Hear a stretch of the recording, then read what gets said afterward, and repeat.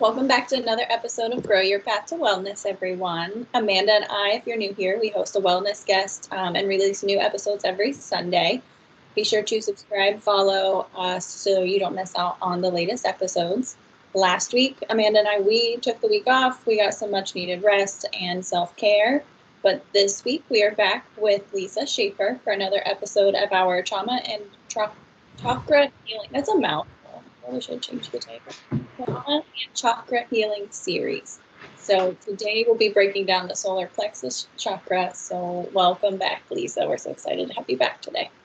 Thank you. I just love being with you guys. Thank you so much. Okay, Lisa. So I feel like every time we have you back, it's like I just talked to you yesterday, but it was probably I literally did talk to you yesterday about something else. So brief. I know, like some people, how I don't know how Lisa. Actually, no, I do know how you do it. For me, sometimes I just pop into a podcast on like episode, I don't know, 80 or something. And then I'll like go back and find ones that are interesting to me. But since this is a series for our listeners, if they popped in during this one this week, can you just give like a brief overview of the other chakras that we've already gone through and then what one we're going to talk about today? Right. So we started with the root chakra, which is the first of the 7 main chakras. And it is where our sense of safety and security is. And then last week we talked about the sacral chakra. And the interesting thing about the chakras is that they build off of each other. So we know, like in terms of developmental stages, and when we talk about Maslow's hierarchy of needs, that one does impact the next. And so today we're going to talk about the solar plexus, and this is where the center of our personal power is. And so it's really, not that they're all not great aspects of our being, but this one is really interesting in terms of development for me and what I hope to share with everybody today as we unpack it. So again, in kind of reviewing, why is it important to talk about chakras and in relation to trauma healing? Okay, so in the previous podcast, we kind of talked a little bit about how everything has vibration. And so these are centers that can be impacted by our personal vibration. And so when we talk about vibration, everything has vibration. Your inanimate objects, living things, everything has vibration. And so to not make it sound so like woo-woo, when we talk about vibration and what is vibration, so think about like if I played a drum set, okay? So sound has vibration. And even though we can't see what that vibration is, if I played the bass drum, so that's the thing where it's on the bottom and it usually has like a pedal and there's like a thud or a thump that kind of goes with it, right? We love it when the bass drops, right? So it's really important to music and musicality, and it's a lower pitch, but if we actually looked at the vibration of that, it's very long and drawn out. Whereas if we looked at the vibration of a cymbal or maybe even a snare drum where it vibrates at a higher frequency, it is going to show that the waves are faster and tighter together. So let's take that example of vibration of sound and apply that to people. So what do you guys think somebody who has a low vibe would look like? I know what it feels like to be around that person. So what does it feel like to be around that person? Yeah. It like brings me down to that vibration. It's like those people that are like negative all the time,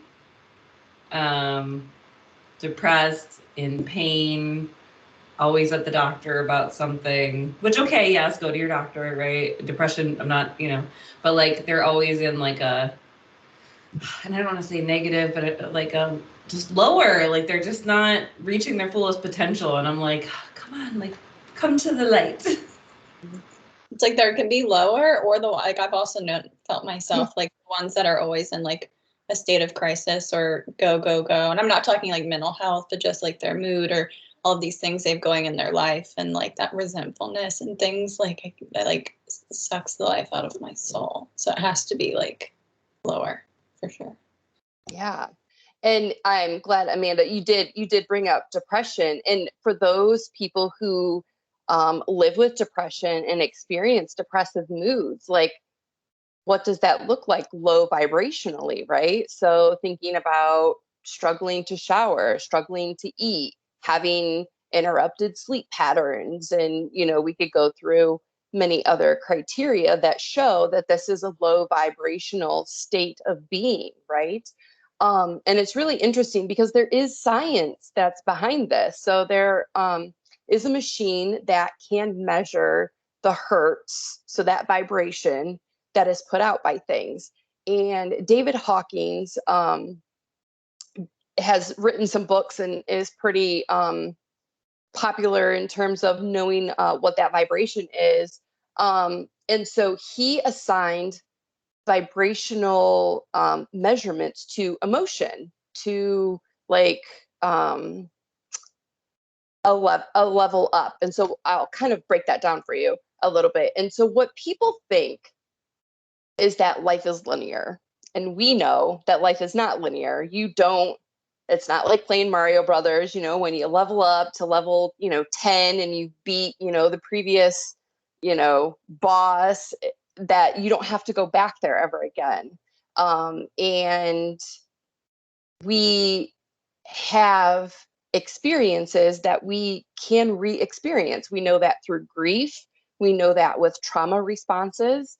And so I kind of wanted to go through a couple different examples just to kind of give our listeners some more information on why this vibrational system, the chakras, and why this is so important to mental health and overall well-being. So shame. There's been a lot of talk about shame in books and in research and how that impacts ability to feel self-esteem and have self-worth and autonomy and all of these things, right? And so, insert Brene Brown quote. Look, I cannot talk about not talk about my Brene, right? So yes, and actually, you kind of jumped the gun with me, but you can't have vulnerability, right? You can't have ascension without vulnerability. And so her work really does play into what the meanings of this is. And so when you have a client or somebody that you're dealing with, in your life where they operate out of shame, the actual vibration that has been measured is 20 hertz. Okay. And so that emotional state is humiliation. And their life view, the view on life, is a miserable state. And so go ahead. I'm sorry, I just find it so interesting because I think oftentimes people don't know that they're acting out of shame. Because we've talked about in many other episodes and with other guests, and like people are so disconnected from their emotions. So that insight to even know that I'm functioning out of shame could be so deep buried down in the trauma or in those negative life experiences. It's like, how do you even come into touch with that, to know that, to heal that? And I think that that's why the solar plexus is such a critical chakra to have in balance, is because it is part of our personal power. So people who have a worldview of shame and that they are fill in the blank, worthless, unworthy, their viewpoint isn't going to be of that of personal power. And so as you kind of go up this scale, the hertz jumps. So one of the things that is very interesting is that sometimes when we work with clients, and we see that they're maybe operating at a lower level, to get them to move up. And so again, this is maybe they've made progress in one area, but not others. So if I can get a client to stop feeling shame, but now has a anger emotional state, the hertz of anger is 150. So that vibrational change goes from 20 to 150.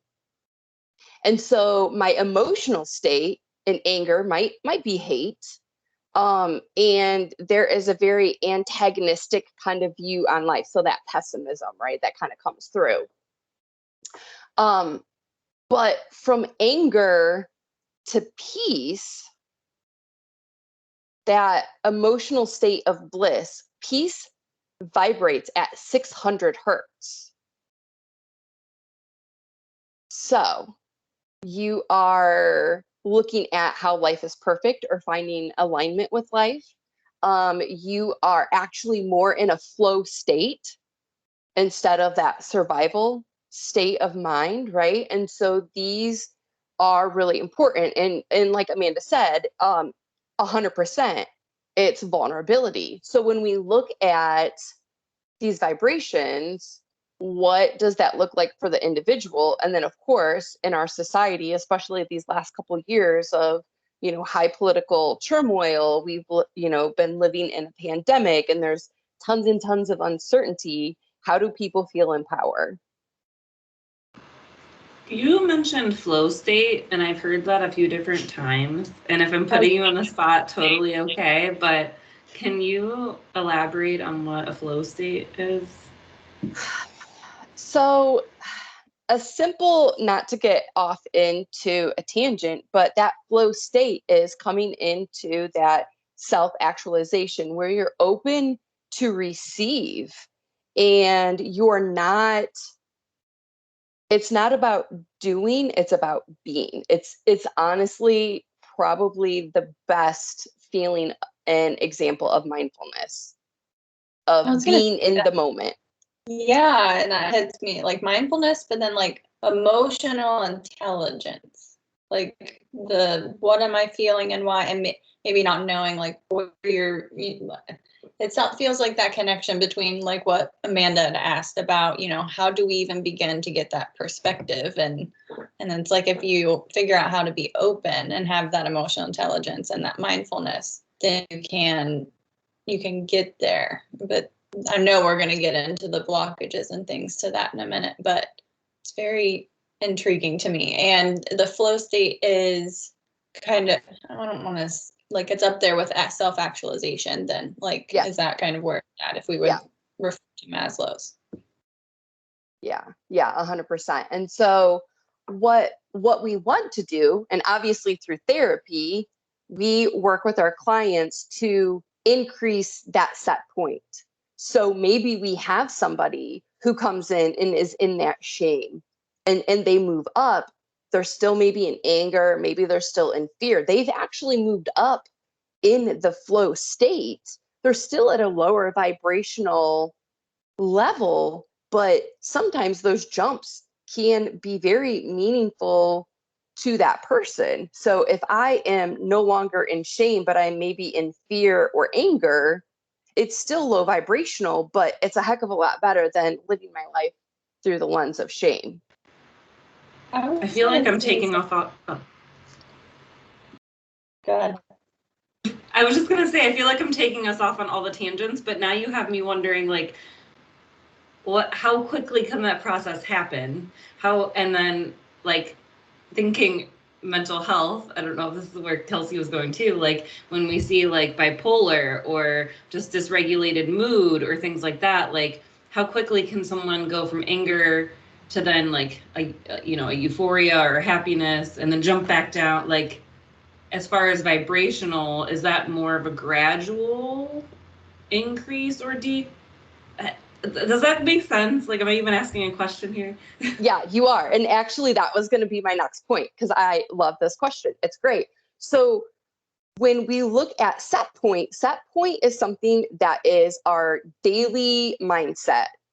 Okay, so what people kind of tend to forget is that you can have those experiences of peace or joy that will bring you up into that level. But if your daily mindset and your daily set point is shame, is anger, that is where you're going to operate, right? And so what happens is clients usually will get these experiences where they have these set point, or excuse me, where they have these experiences. And so I put, insert skill, whatever skill that we're trying to teach them.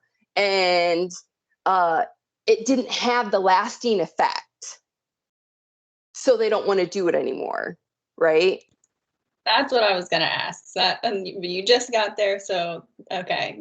Amanda, I knew she seen my link of like the mental health. I was like, so many things are going through my head, like organic shifts in mood, but then also, do we see those drops and those vibrations if, okay, well, I tried that and it worked a little bit, but then now I feel exactly the same that I did. So having that set point reference is helpful, and knowing that practicing of skills, and it can make that process of rising up through those vibrations, I'm assuming more gradual and less sudden peaks and falls from there.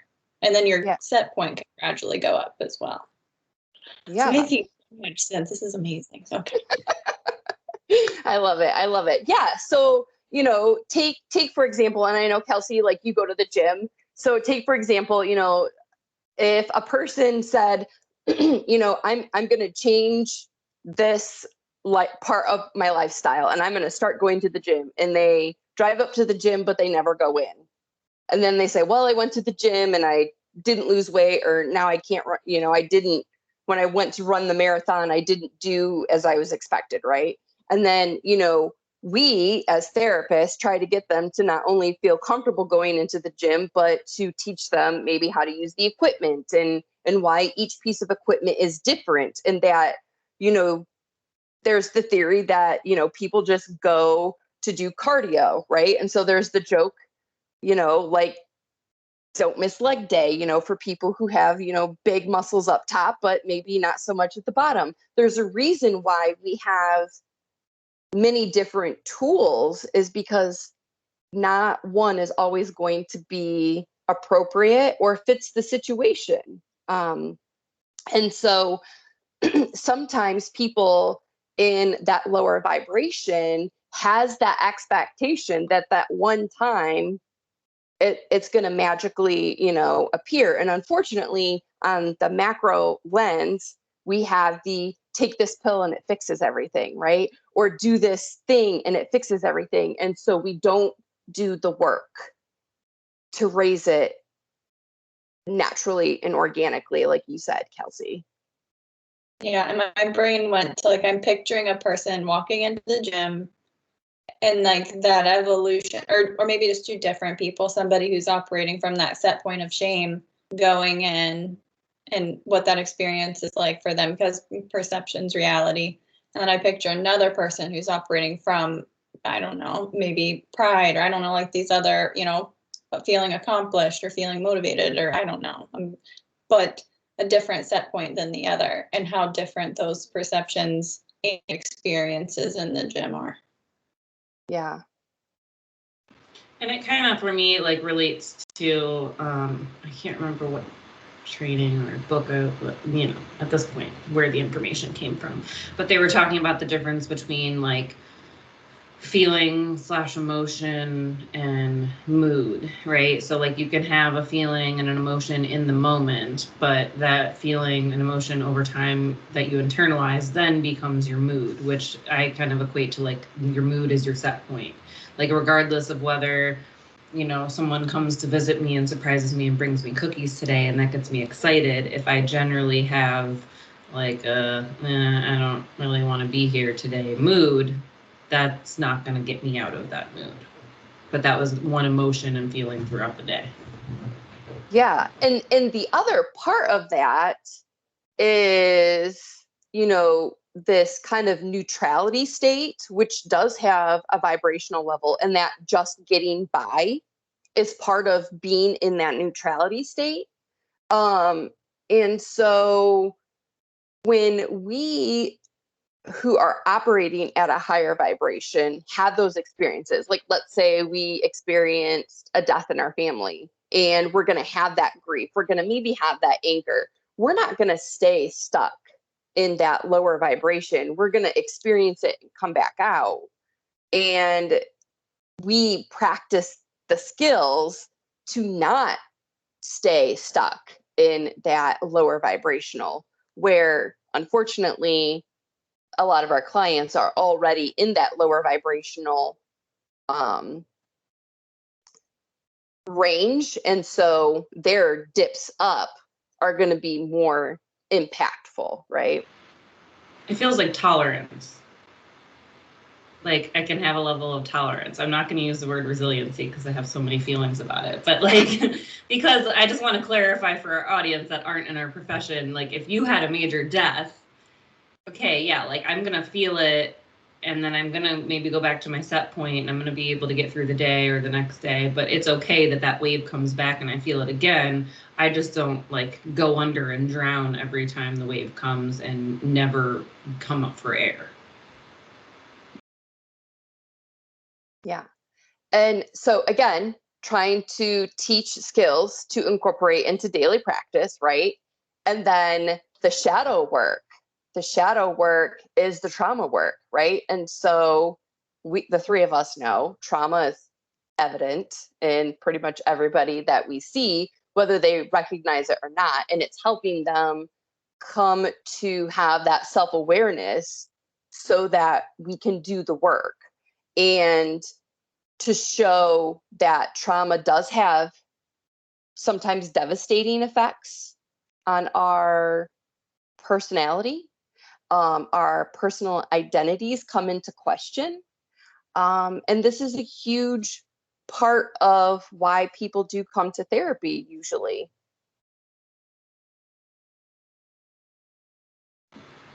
All right, so tell us about today's chakra. You talked about why it's kind of important to our personal power. What else about it? How do we know when it's in and out of alignment? Right. Yeah. So the other part is one more thing that I wanted to say before we do that is, so personal power, right? And so what I want to also kind of talk about what is essential to this chakra is inner child. And I know we all have like talked about inner child, not only in previous episodes in this series, but also in your other podcast episodes. But think about inner child, that trauma where people feel helpless, they have self-doubt, and their core beliefs are shifted because of that. And so when we're looking at the chakras and this energy and this vibration, this is what we are really trying to unblock. And so, we can talk about like how that like manifests in like behavioral experiences. Absolutely. So we're going to talk about that. But, our core beliefs have been shifted, and that is where we hold it. And so when we do those deep dives into inner childhood, we are literally doing a deep dive into chakra work, into solar plexus. So part of this is raising that awareness to what does this look like emotionally and what does this look like physically? Does that help some? Yeah, no. And I like that you bring up the inner child piece, because as soon as you said that and you said we're diving into the chakras and like your, inner power, but that tells me a lot. It helps my brain, and probably for listeners, to connect that where my set point is. Like, not only is it like my emotional state or mood, sorry, but also what's building, what's underneath and manifesting that mood for me. It's like it even took it a level deeper. And it's like, well, these are my core beliefs and my perceptions about myself and the world. So that's filtering. I always describe it to my clients and work as like wearing a pair of glasses. And it's those limiting beliefs and those, my inner parent or inner critic, and that what that sounds like for me, all the things like is the foundation for the vibrations and what those look like emotionally and physically. So that was helpful for me that you brought up inner child, for sure.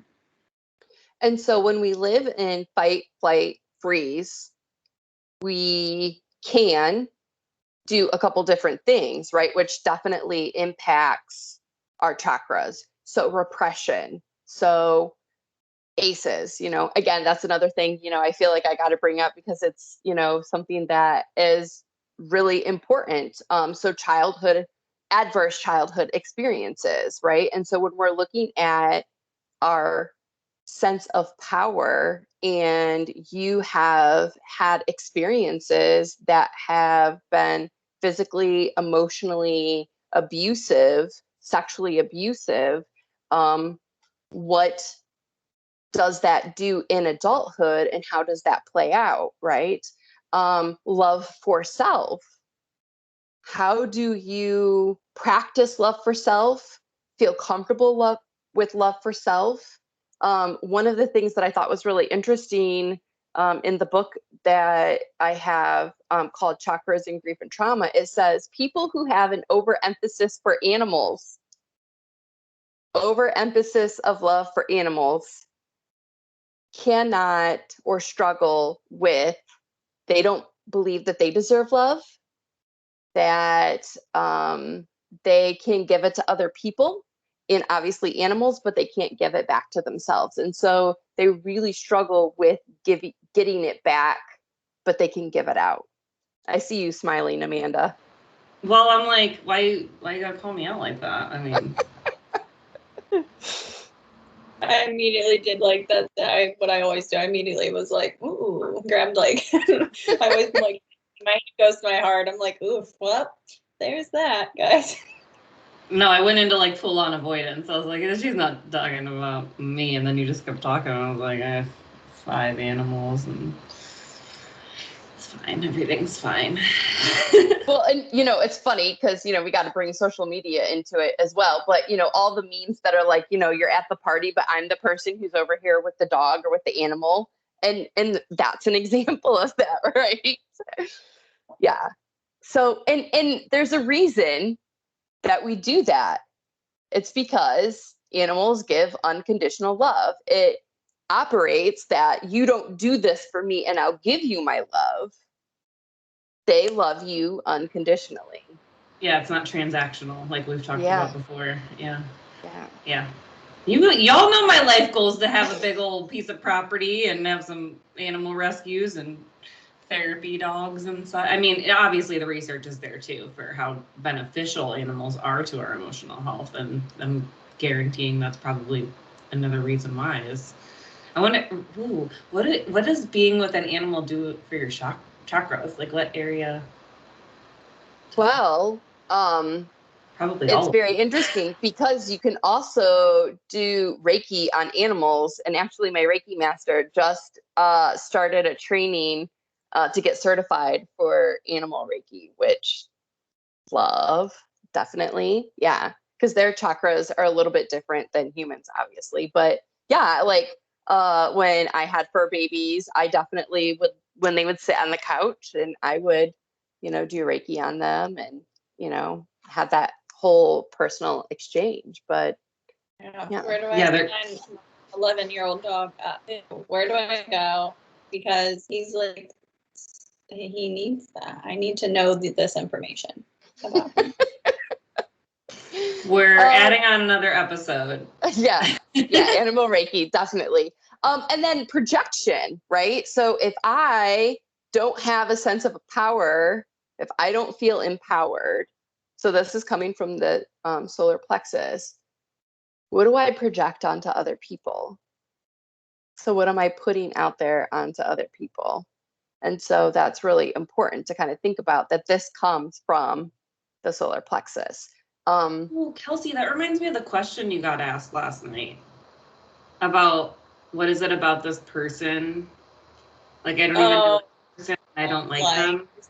Yes. I was like, I immediately went to like, and you did too before I said it. And then Amanda's comment on my TikTok, my live came through, and we both said, I was like, that hits me as like something about that person's energy or what they're projecting. And it, like the quote that came to my head too, that I felt like ties into this is hurt people hurt people. Like that projection of, I don't know this person's situation. I'm not directly connecting those two things, but it's like, maybe that person that, you know, they were talking about, they're like, something about them I just don't like. And then I get upset if somebody else likes them, you know, and I'm like, immediately it felt like an energy or like a transference or that projection aspect of things. Yeah, totally. And we all just go about our day. I'm sorry, Lisa. We all just like go about our day. And if you're in that lower vibrational state, you're just like, and like brushing people off and like irritated at the world and pissed off that that person cut you off, and or the person at the counter wasn't the most, you know, and it's just like we're all just so unaware of what's going on. Yeah. And that's part of it, right? Because when people live in pre-contemplation stage of change, you know, that used to get the bad rap of being in denial, right? Of that was the, you know, classic textbook, you're just in denial. Well, how in the hell can I be in denial of something that I don't even recognize as problematic? That's counter, it doesn't even make sense. Yeah, it's a complete lack of awareness. It's like, yeah, I can't even know that it's a problem if I'm not even aware that it exists in the world. So what we find is that more people live in contemplation stage of change, where they might recognize that there's something that they might want to change, right? But change is scary, and the work, so insert skill, is really hard to implement on a daily basis. And we're human beings, and we are, you know, not 100% all of the time. And so again, how do we incorporate these holistic, healthy aspects to not only raise our vibrational level and heal our inner wounds, but in therapy, be able to work through that? And so we had talked earlier in a different episode about how addiction does play into that. And addiction is one of those disorders or situations where it does impact all of the chakras, and it's escape, it's numbing out, it's, you know, avoiding feeling. And so then again, when we look at somebody who's operating in that shame state, and we know that shame is really related to addiction, that is how all of this kind of comes together. The other part of escape is like getting by, living for the weekend, working hard so you can play hard, procrastination, and none of us are guilty of that on this call at all. Hey, I got it down to a science of productively procrastinating. And so again, while, and you know, we're talking about these really important parts because these are the energetic patterns of our body. This is why and how our chakras are blocked. And you know, I use blocked as kind of a blanket because, you know, when they're open and they're overreactive, you know, they create issues as well. So it's not just about being closed and then so then I can't receive, but if it's wide open, it creates an imbalance as well. So were you going to say something, Amanda? I was just going to say the first time I ever went to Reiki, she told me I was opened up backwards and my crown chakra was wide open. And she was like, here's some crystals. We need to ground you a little bit. Okay. Okay. Yeah. God, I love Reiki. Oh, yes, it's so yummy. And if you haven't had an experience with Reiki, I encourage anybody who's listening to this to Google in your general area of where you could get that done. A lot of practitioners, especially because of the pandemic, do offer distance Reiki. I personally have a board that was designed by another Reiki master that kind of looks like a human being, one-dimensional, two-dimensional, with the chakras in alignment with the body, and I will do Reiki over that board as if I would be doing it over the person. And I've had some really great experiences for people having done that. So yeah, so now we're going to definitely deep dive into the solar plexus. So the solar plexus is located in our abdomen. So the root was located at the base of our spine, and our sacral chakra was located like underneath, or not underneath, like, oh my gosh, like right at our navel area. And then this is 2 to 3 inches above that, but below the sternum. So like kind of like right in the middle, like where you have gut instinct, right? So when you feel it in your gut, when you get the butterfly effect, yeah, this is where that's at, right? This is also a really important part to note, that this is where the gut brain connection is as well. So when you hear naturopaths talking about our guts and how that really impacts our mental health, and not only the chemicals that are produced in our stomach, but how they impact the chemicals that are produced in our brain, this is all in this area. The solar plexus is associated with the fire element. It is the color yellow, and it is all things solar, which I just love. I, being a Sagittarius and a fire element, and I love the sun, and I just, yeah, this is why I honestly probably have blocks in this chakra myself all of the time.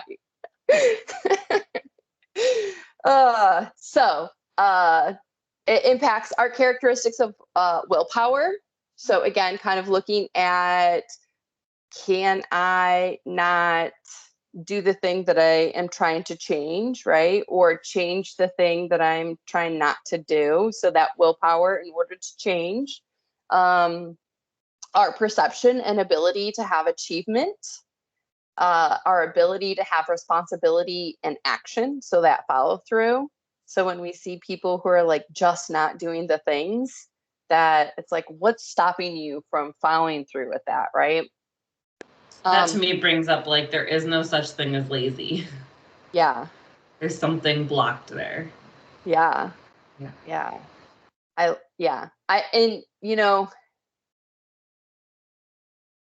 I say lazy, and I know that it's not that. And I also, and it's not necessarily with this chakra, but boredom. I'm like, you're not bored, you're just avoiding. So it's the same thing with lazy. But yeah. In obviously that wisdom and personal knowing. So our gut feelings. So we are 3 women on this call, and what is the stereotypical issue from women is that we're too emotional, right? That gut feelings don't exist, and that we get, demeaned, or it gets minimized. And so this is something, that is within our spiritual and vibrational realm. Gut reactions are real. There's a reason why your hair stands up when you're next to the creepy person on the bus. Yes. I have too many questions. I know. Sorry. The first thing that came to my mind when you said that, like how one of the biggest things that I work on in my work and myself, and the impact of trauma on this chakra, I feel like it impacts your ability to trust yourself and to trust that. And I do so much work with people saying, like, how do you, we've said it a million times, how do you get back in your body and get back, connected? Because if we've been through something that completely overrides our mind and our body's responses, and it makes me feel helpless and no control, it makes a whole lot of sense as to, why we're so out of touch with this chakra, or what it's telling me, and that blockage, or being hyper aware of things around us.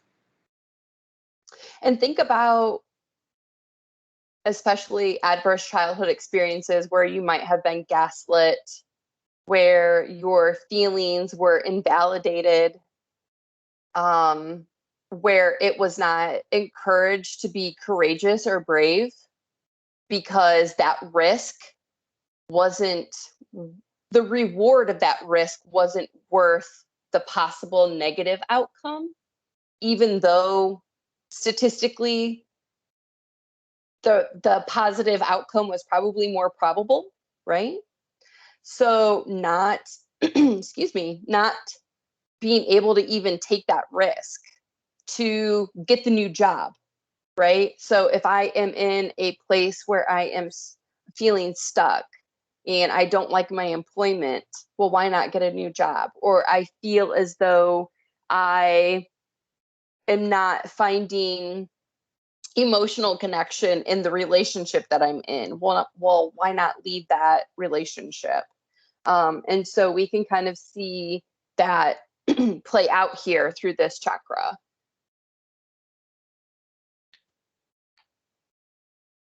Were you going to say something, Kelsi? I see you thinking over there. It hit me like that feeling, like that upbringing, and maybe I'm going way too far back, but I've never had a safe place to fall. I've always had, that protection. I've always had to not trust or not do those things that maybe I could have, and then I can see where the evolution of shame and all the things, like I just see like this timeline in my head, and I don't know how to put it. It's not like a question, but it all makes sense. That's just what I'm just going to keep saying. I'm like, and I'm picturing, clients of my own and things, and how I'm like, okay, I can't wait to talk to them next time, because I've mentioned Reiki before, but like the more and more we break these down, I'm like, yeah, like I'm going to look some places up. I'm going to talk to them first and be like, because I know my clients, but I feel like how powerful it would be the more and more I learn about it for them. The word that's coming to mind that you might be searching for, Kelsi, is like clarity. Yes. Like in my head, I see it. And then I'm picturing, in my work, individuals that I work with, and especially this, like, because I do such trauma heavy, related work. The solar plexus chakra is like huge. So all of this stuff is lining up and creating more clarity for me as a provider. And I'm sure for listeners, from their perspective, it's a lot of clarity too. Yeah, and I think that when we are able to have space where we can practice and are praised for trusting our inner knowing, which is, therapy, right? So that's where we go to practice that, because unfortunately, for many of us, the dysfunctional environments or relationships that we have, that is not a place where you can go and practice vulnerability. And so this is where we can offer these extra resources to help guide and heal. And again, it's not linear, right? So it's very much self-actualization never stops. We never stop becoming the student, even when we are the teacher. And so that's a really important thing to kind of hold on to, right? Okay, so obviously in the center of the gut comes all of the digestion issues and correspondence, right? So pancreas is the main organ that kind of comes to mind when we talk about the solar plexus. And this is where the enzymes that are produced to break down our food, where the hormones are to regulate our blood. So imbalances with digestion, such as constipation, acid reflux, having problems with elimination in any direction, either, again, over, too much, or not enough, right? IBS. And, again, the root chakra is part of this process, right? So again, if we're building our foundation in the root chakra, which is where those organs and spots are for elimination, for example, and above it is the part where we digest the food. And if the root is blocked, then how can things move through? If that makes sense, right? It's wild to me, like just like Kelsey's having these revelations. Like as you're talking, I just think back to so many, and my eyes are closed for people that can't see, because I can imagine sitting in my office in so many different settings, so many different agencies I've worked for, so many individual people I've worked with, and the symptoms. And I know this, you're teaching me much in depth, right? But I know the brain, I know the mind body connection, stress disease connection. But the more and more we get into the individual chakras and those physical ailments that go along with it, it's like on point. Like I could literally just have like a chart of the people that have and I was going to mention IBS, you already did, because to me it's like almost like a fibromyalgia. It ends up being a rule out because they can't figure out what's wrong. And I'm like, it's chakra. Like that, it's their chakra now. No one knows what to do. So I'm like, oh my God, I got to call up all these clients and I got to get them into Reiki and I got to teach them about the chakras because, sorry, I'm just having like a moment of feeling like I did not a disservice, because you don't know what you don't know, but how much healing that could have been. And obviously not everyone's going to be open to me talking about the woo-woo things, right? So who knows if they would have been in a space to even do that, but I don't know. No questions, just thank you for being you. It's so, well, thank you for letting me be me and appreciating that about me. It's so validating, right?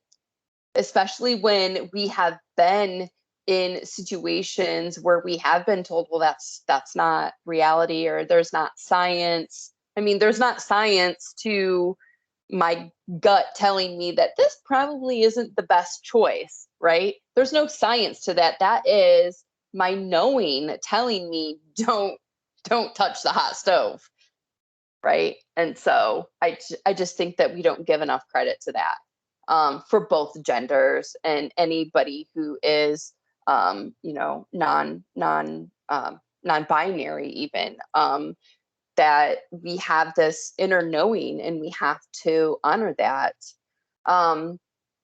So I don't remember, Kelsey, but I thought that you had also worked with people with eating disorders. And Amanda, you kind of brought that up too. So restriction and purging. So thinking about what I had said before with escaping, right? And things that blunt emotions. So that restricting of food is actually blunting my emotions. So the overeating, so that binging, is actually when we are overwhelmed with emotion. So again, kind of looking at the physicality part of what each of those kind of represent, even within this chakra, within the digestive system, and kind of how that plays out.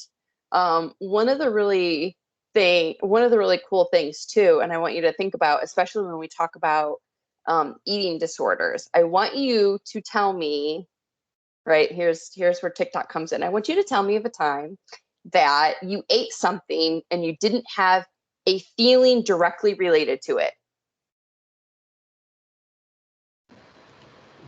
Probably often.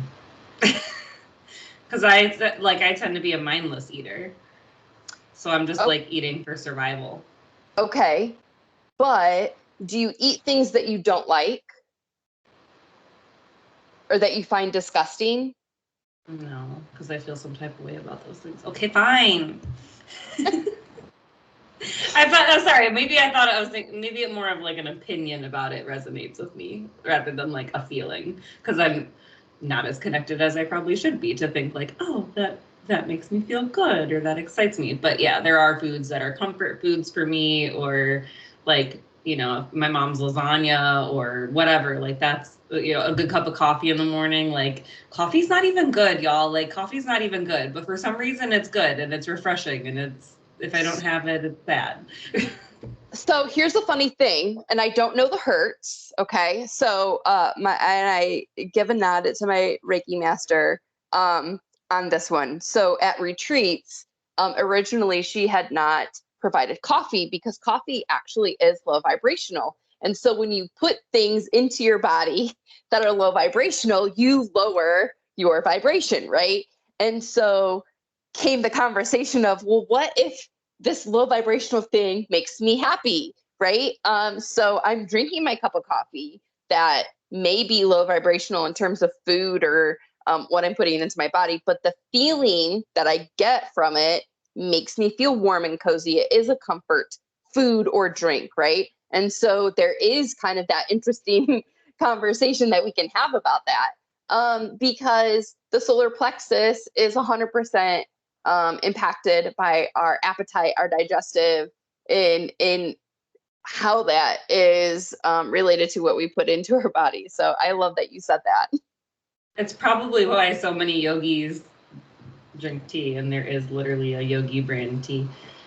I know, I'm aware, but it's like 10, isn't it like 10 hertz or something? It's not huge, but like compared to like, listen to my rationalization, compared to like smoking or alcohol or like other things like that, it's like minuscule. I've seen it on the chart. It's worth it to me. So again, another nod to my Reiki master. She will purposefully Reiki things that she knows is low vibrational. So she will say, I will eat that pizza, but I'm going to give some Reiki to it first and then eat it. So again, there's ways around that system.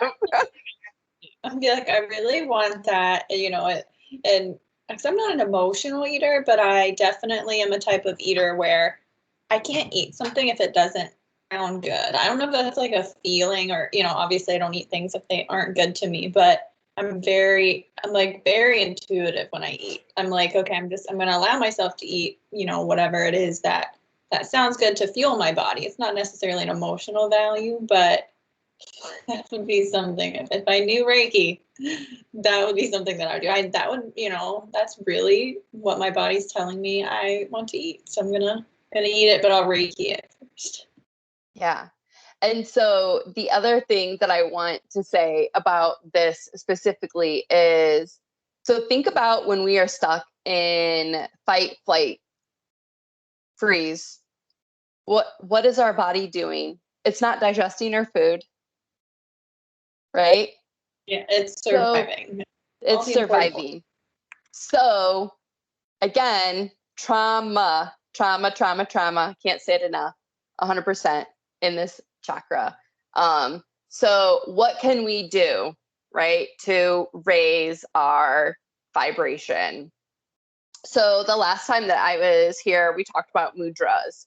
And so in meditation, you can do mudras, which are like little, like, I guess, yogi moves for your fingers if you want to have like a very kind of simplified way to explain it. But the Rudra mudra, say that 10 times fast, it takes your index finger and your ring finger, okay? And then you're going to connect those to your thumb. So it's kind of like a not so much I love you symbol, but yeah. And then you're try and make your middle finger and your pinky finger relaxed if you can. But then you would set the back of your hand on the tops of your knees. This mudra is specific in helping with the digestive system. It will aid in feelings of fatigue and exhaustion. So you can do this and do some breath work meditation and kind of reset some of those things for you. Like I had said in a previous episode, each chakra has a sound associated with it. And RAM, R-A-M, is associated with the solar plexus. The affirmation I can is associated with the solar plexus. And then some other affirmations that I picked for this. So again, in meditation, if you are a person who likes to do mantras, I have quotes and cards always pulled and written down. I love these. I stand in my power. So, and again, if you're into tapping, imagine tapping that. I stand in my power. I release judgment of others and for myself. I release the need to control anything other than myself. I honor the power within me and I honor myself. So I just, so powerful. Love these. If you're into tapping. I'm getting the super, well, I'm feeling real Grays right now, if you don't know the Grays reference, but I'm standing in my power in my superhero pose. So thank you for saying that, because I was going to say that in our yoga poses, this is where some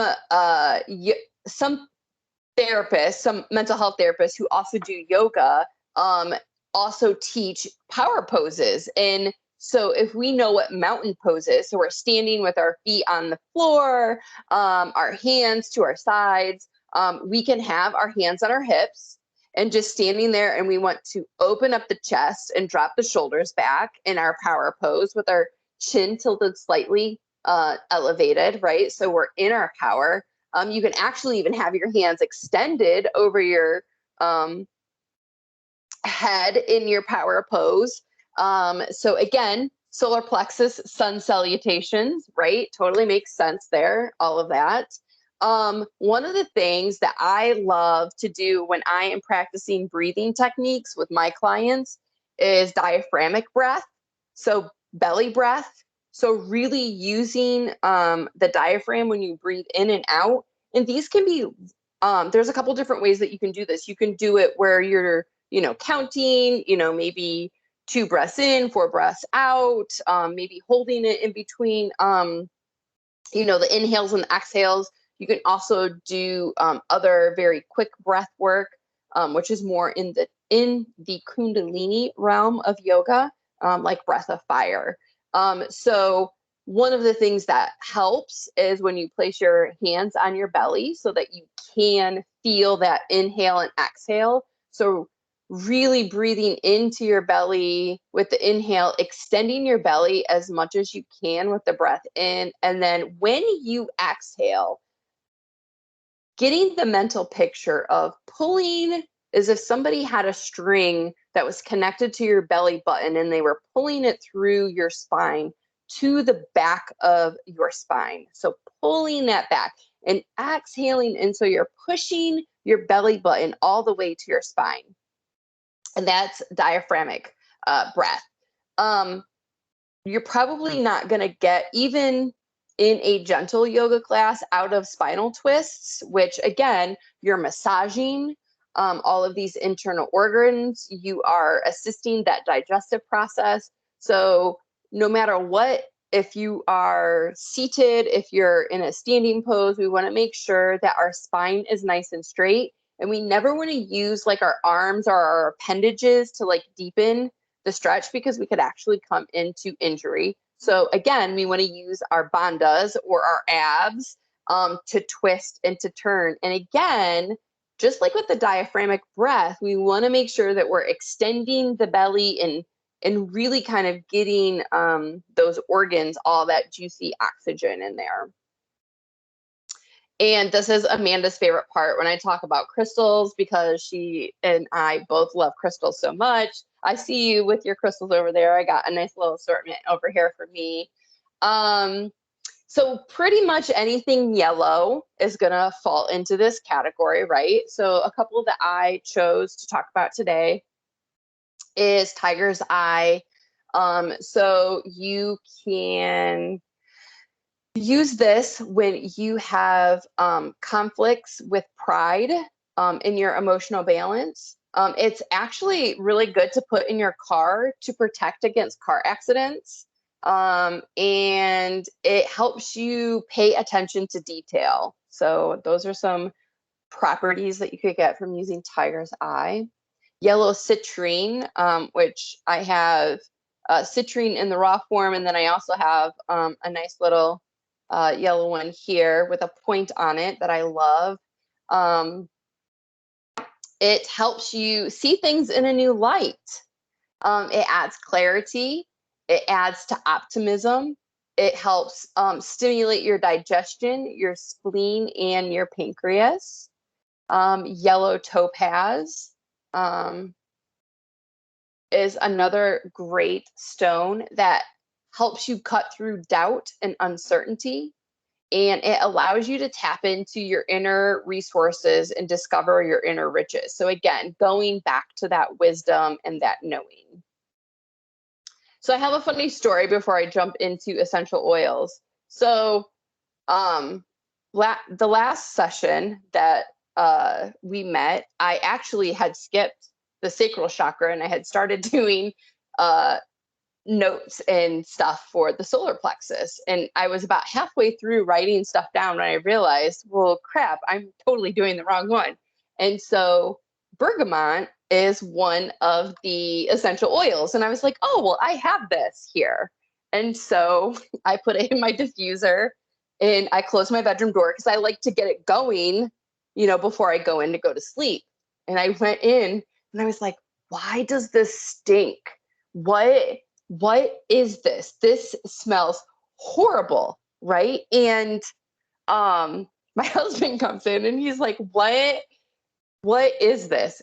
So I say that with saying that not all essential oils are going to be pleasant to your sense of smell.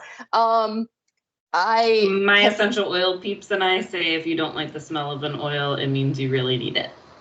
So that's really funny because when I smelled it in the bottle, I was like, oh yeah, this smells nice. And then I put it in because you can use it at bedtime because it's supposed to be calming and relaxing. And also is known to be like an antidepressant. But for some reason, it just does not smell very good to me. But I keep putting it in because I just am that type of person. So it helps with life force energy and digestion. It also blends well with frankincense, lavender, sandalwood. Cypress is another really great oil. It was actually used as medicine by the Egyptians, to kind of give a little history on there. The ancient Greeks actually dedicated it to the tree itself, to the Pluto, god of the underworld. It also has, it helps you with transitions.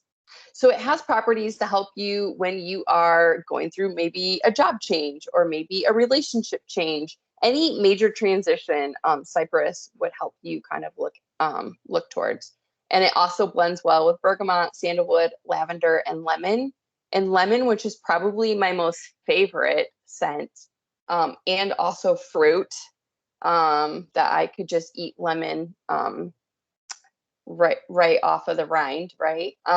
So lemon is associated with fire. It helps remove confusion and negativity.